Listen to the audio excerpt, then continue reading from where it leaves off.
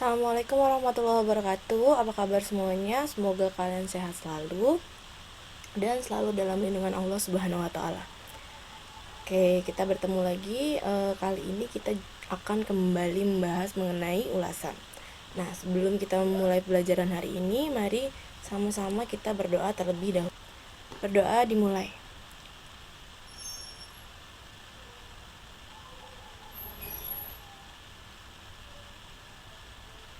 Doa selesai. Nah, kali ini kita akan kembali membahas mengenai ulasan karya kita.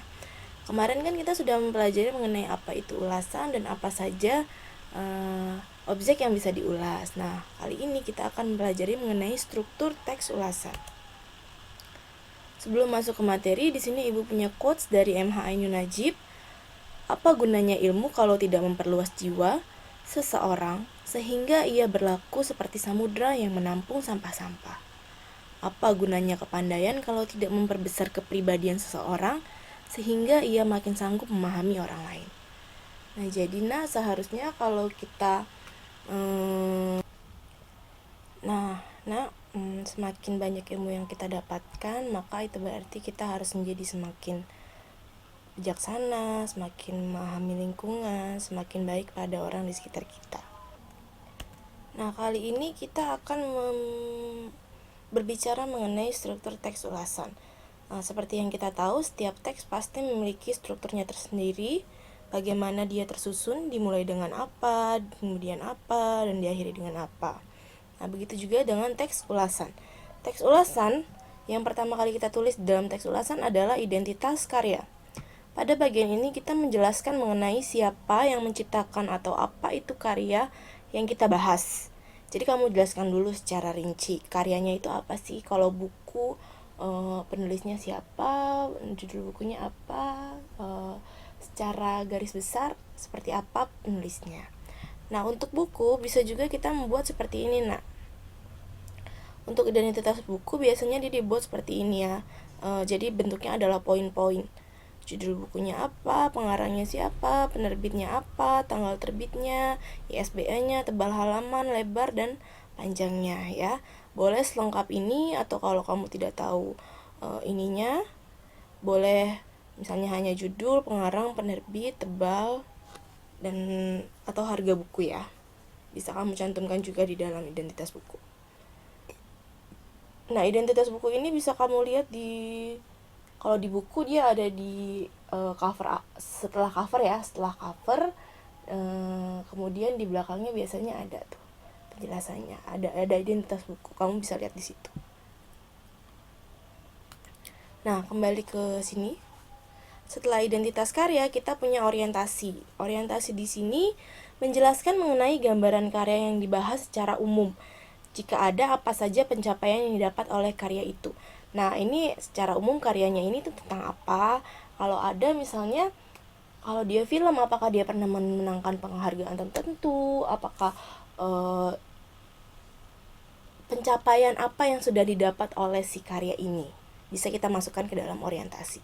Setelah itu sinopsis. Untuk film, buku, kita bisa memasukkan sinopsis ya, secara garis besar apa sih isi cerita dari film atau buku tersebut. Nah, setelah itu ada analisis. Analisis bagian ini berisi analisis isi karya yang dibahas. Ya, jadi kamu bisa sedikit banyak memberikan analisis ceritanya tuh begini loh. Yang terjadi adalah begini. Kenapa sih karakternya bisa melakukan ini karena hal ini. Nah, itu yang dimaksud dengan analisis ya. Jadi sedikit banyak kamu menjelaskan apa yang terjadi di dalam cerita kalau dia adalah film atau buku. Kemudian terakhir evaluasi. Di sini adalah kamu memaparkan kelebihan atau kekurangan dari karya yang kamu bahas. Oke, di sini Ibu punya contoh ya. Contoh kecil. Yang pertama identitas karya. Nah, di sini dia memberitahukan nih karya apa yang dibahas. Dia membahas tentang drama Mr. Sunshine. Penulisnya adalah Kim Eun-suk dan Lee Eun-buk. Terus pemainnya adalah Kim Tae-ri. Ya, dia menjelaskan secara garis besar identitas dari karya yang dibahas. Kemudian orientasi. Orientasi itu tadi Isinya adalah garis besar karya, dan juga apa yang terjadi ketika karya ini dibuat atau bisa jadi pencapaian dari si karya ini. Nah, di sini dijelaskan bahwa episode terakhir drama ini berhasil meraih rating tinggi, yaitu 18,1%. Angka ini dianggap tinggi untuk ukuran TV kabel. Ini salah satu pencapaian dari drama Mr. Sunshine ya, dijelaskan di dalam orientasi. Kemudian kita masuk ke dalam sinopsis, dijelaskan secara garis besar ya. Silakan dibaca. Kemudian analisis bimelodrama. Kalau yang ini kan drama Mr. Sunshine ini yang diulas. Kalau di sini dia drama bimelodramatik. Juga berhasil mengeksplor tiap karakter yang ada di dalamnya. Setiap main mendukung punya peran dan keunikan yang akan membuat kita takjub. Nah, di sini dia memberikan analisis mengenai karakter yang ada di dalam drama. Ya, itu adalah isi dari bagian analisis. Terakhir, evaluasi. Di sini dia menjelaskan kekurangan dan kelebihan ya. Bimelodramatik sangat cocok ditonton untuk kita yang ingin menyembuhkan diri. Tidak ada masalah yang terlalu rumit, tidak ada tekanan, tidak ada kompetisi. Drama ini penuh dengan ketenangan tapi juga penuh makna yang mendalam. Tidak lupa humor yang juga sangat segar. Satu-satunya yang perlu disayangkan dari drama ini adalah drama ini harus berakhir. Dan di sini dia memberikan saran bahwasanya bimelodramatik itu cocok ditonton kalau kita ingin mencari kedamaian. Ya, dia juga menjelaskan kelebihan dari melodramatik yaitu segar dan humornya juga bagus. Nah, itu adalah contoh kecil dari struktur teks ulasan. Oke, setelah struktur kita masuk ke dalam kaidah kebahasaan teks ulasan. Kaidah kebahasaan itu maksudnya adalah bahasa seperti apa yang akan kita gunakan dalam membuat sebuah teks. Di sini pertama ada konjungsi penerang. Konjungsi penerang yaitu konjungsi yang menerangkan kata yang diikuti. Misal bahwa, yakni, yaitu. Jadi ketika kamu membuat teks ulasan, kamu perlu menerangkan sebuah kalimat, maka kamu akan menggunakan kata bahwa, yakni, atau yaitu. Nah, bahwa, yakni, dan yaitu adalah salah satu contoh dari konjungsi penerang.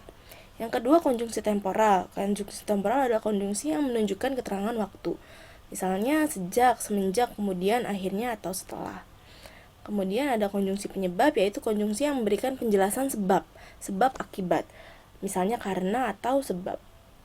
Setelah itu ada juga saran atau rekomendasi, yaitu menggunakan pernyataan-pernyataan yang berupa saran atau rekomendasi. Ini adalah 4 kata atau 4 kalimat yang akan sering kita temukan di dalam teks ulasan.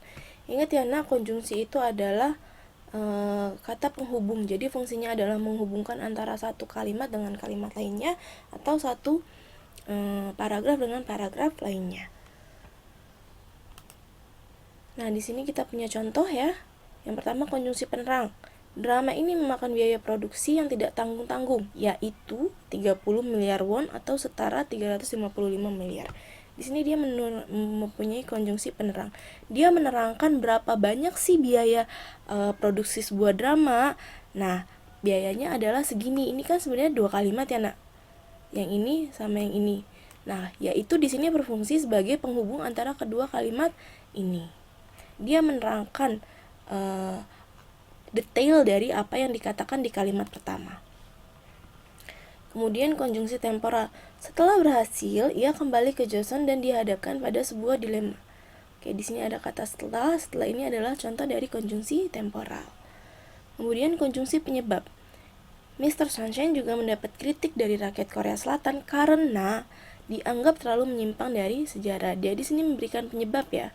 Karena di sini merupakan penjelasan kenapa dia mendapat kritik, karena dianggap menyimpang dari sejarah.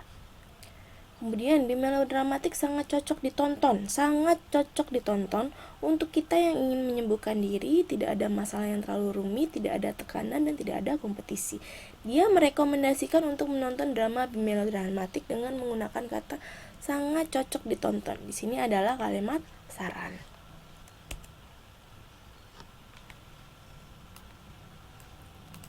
Oke, kita sudah sampai pada tugas. Silakan dikerjakan tugasnya bagi yang belum, kerjakan di buku tulis. Kemudian langsung kumpulkan di e-learning kita. Oke, ternyata sampai sini materi yang Ibu berikan. Terima kasih sudah mendengarkan. Semoga apa yang Ibu sampaikan menjadi berkah untuk kita semua. Sampai jumpa di pertemuan berikutnya. Wassalamualaikum warahmatullahi wabarakatuh.